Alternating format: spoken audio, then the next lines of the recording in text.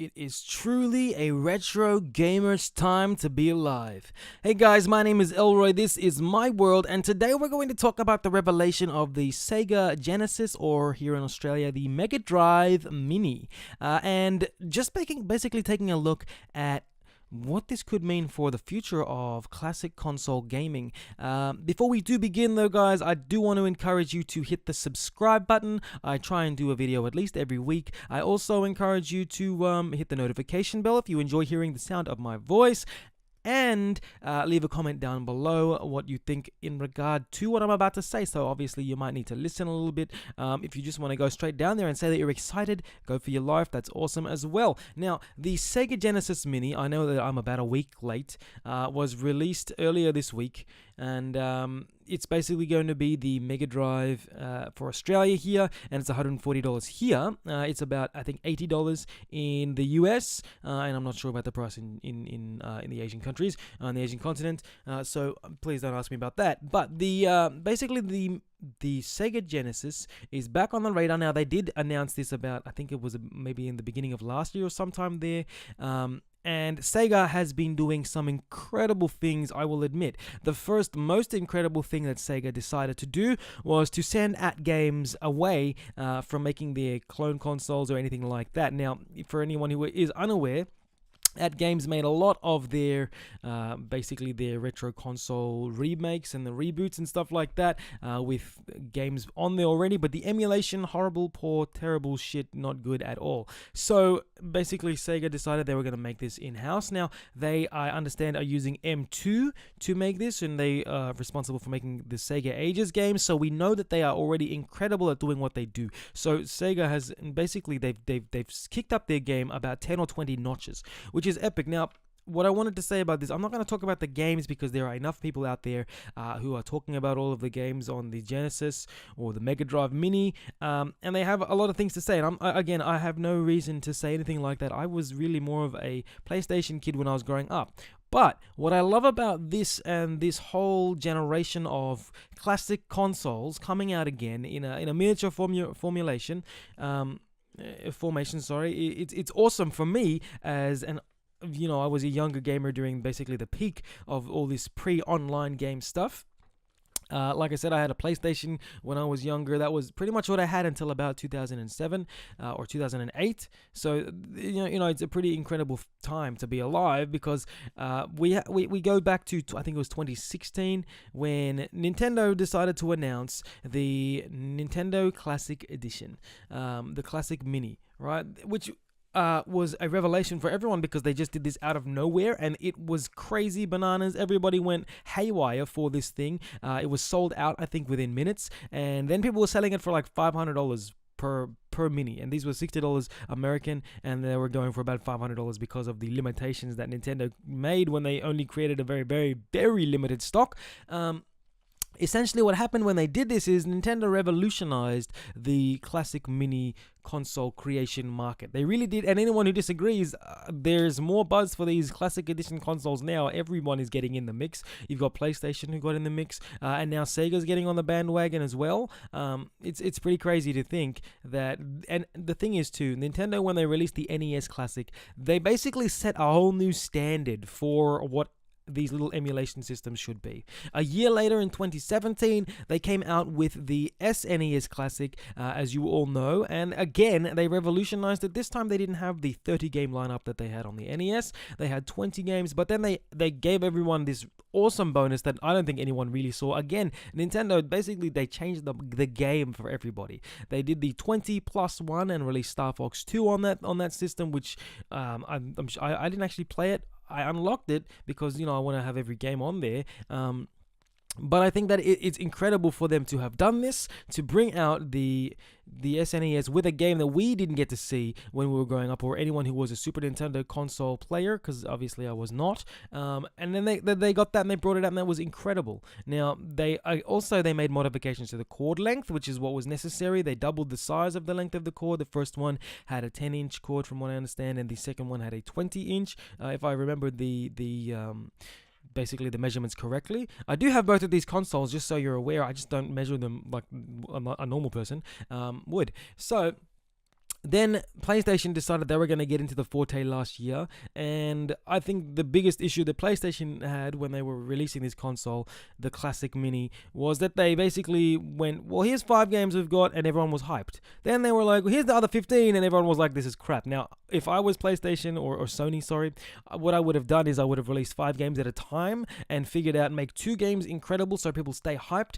and then make the other 3 the not very good games. But they didn't do that. They just were like rushing, and they chucked everything out real quick because obviously the December 3rd, the date was coming up, and they didn't. It seemed almost like they just wanted to get it out there. They just wanted to make money, quick cash, for anybody who was going to buy one of these classic consoles, and that's what happened. They basically made a really, really poor console. If it wasn't for the hacking community, I'll say this now, if it wasn't for the hacking community, it would be just horrible, abysmal. This thing would have basically been a waste of your money. That's all I'm saying.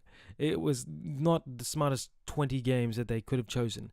In any case, hackers have gotten onto that, and while I don't support hacking consoles if you don't have the original games, I do support hacking consoles if you do, because, you can put every game on there that you want. That's my legal, mumbo jumbo. So I'm not telling you to go out and hack your Classic Mini and pre-install illegal games on there. But if you do, have fun. That's all I'm saying. Anyways, now this year is 2019. It's the year of Sega. I'm gonna call it the year of Sega because now the Sega have put their little Classic Mini idea onto the market, and they've given us 10 games. And this is a thing too, right? Nintendo started with 30, and then we were all like, wow, that's impressive. Then they went down to 10 games, but then they gave us 20 plus 1, and again, wow, that's impressive. PlayStation just copied and decided, hey, 20 games is okay. They could have put 25 games on there easily. They could have put 35 games on there easily, but they were like, no, you know what? We want to make as much money as possible. No worries. Now, Sega has decided that they're going to do 40 games, which is incredible. I only was able to play the Sega Mega Drive here in Australia at my cousin's place because we, again, had a PlayStation and they had all of the other cool consoles as time went by. My cousins are a bit older, so they were obviously working and being able to purchase these things as well.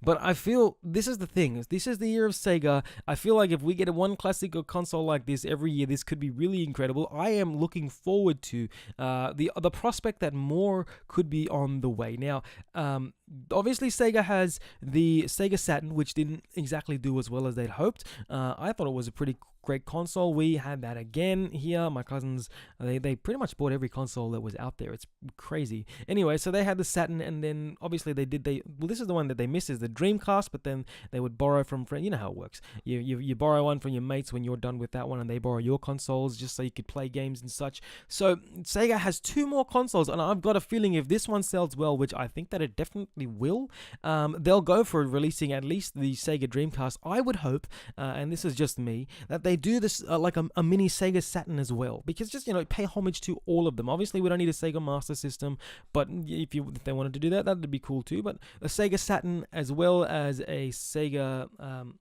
the Dreamcast would be epic, I think, if they could figure out that. And obviously people would go crazy for a Dreamcast, and Sega could actually get back into this market of having these little emulation systems that are making them some serious bank. And if they do this right, they can actually make some very, very, very serious bank with this.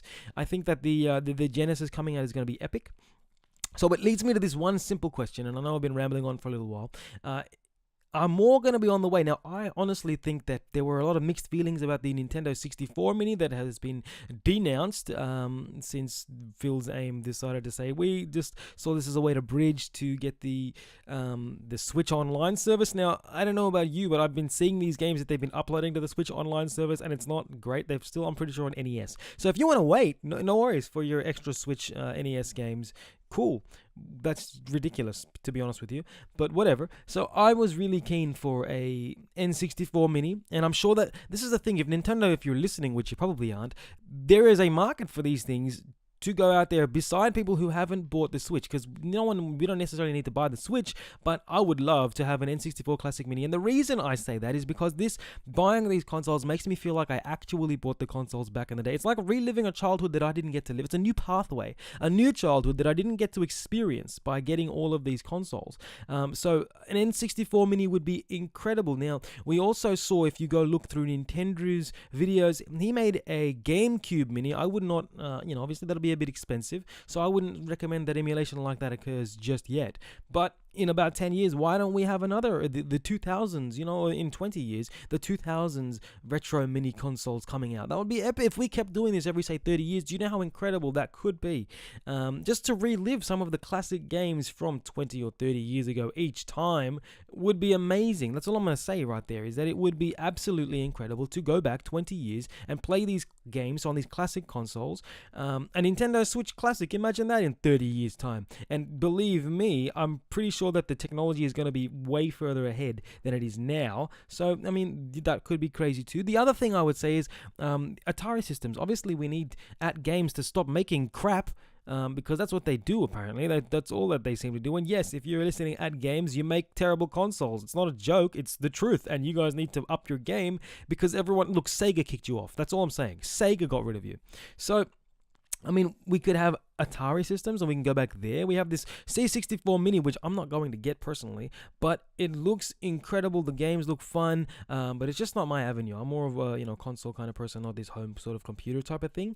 But, this is the thing. I love this idea that we're going to be going into this mini classic console period of time where we have these classic games that are getting new audiences, and old audiences are coming back to the fold. That's epic. That's incredible. And I think that we need to actually address that there is a market for these things, that for people who don't play proper console games, someone's not going to go buy a Switch or a PS4 or an Xbox One, someone who's not going to pay that amount of cash, but a quick little bit of money, like $60 to $80 to $100, that's doable for someone who just maybe plays here and there or wants to take a little console with them. These are great to take on vacation, by the way. They're small, they're easily packed into your bag.